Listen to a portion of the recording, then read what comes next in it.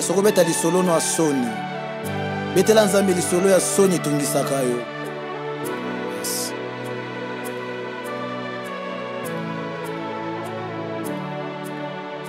Mongongo na yo yango yo nakotose etindami na yo Nzambe yango yo nazosale bipai nazotambole aina ganga kombo na yo endele ya lokumu ezali yo Yesu nange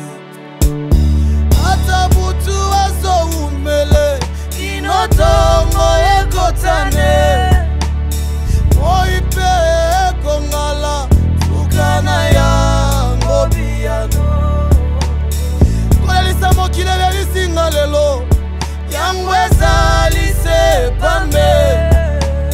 maloba ya bomoye ezali na yo oyo tata mwasi alobi alinga lelo yango ezali se pambe maloba ya bomoye ezali na yo mokili ezolapide ngai na mabanga ezali se pambe maloba ya bomoye ezali na yo mokili etalinga na liswa sonye yango ezali se pambe maloba ya bomoye ezali na yo Jésus oyo tata mwasi azolobe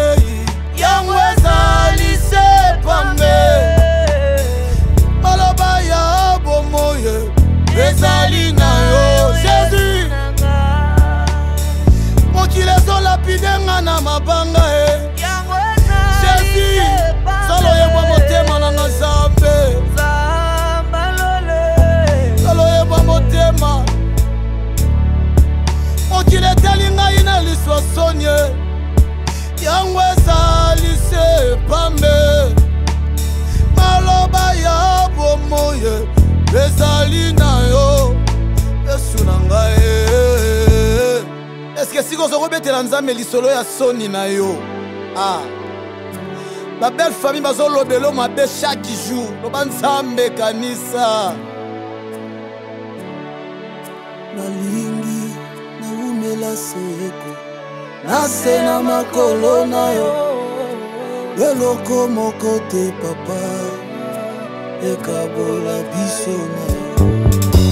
nazali lokola ebele etondi na posa na mai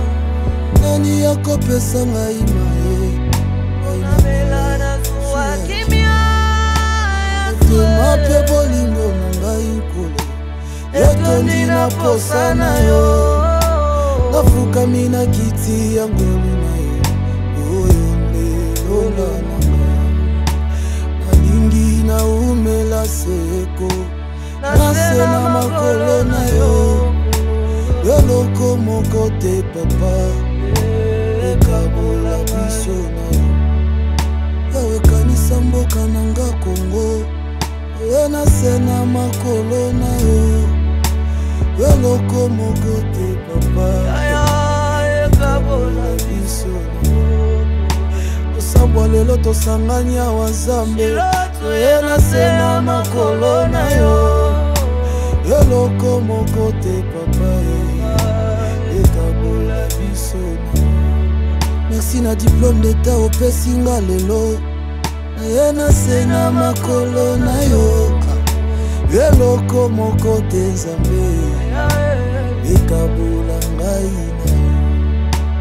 tika na betelo lisolo la ngai ya soni Nzambe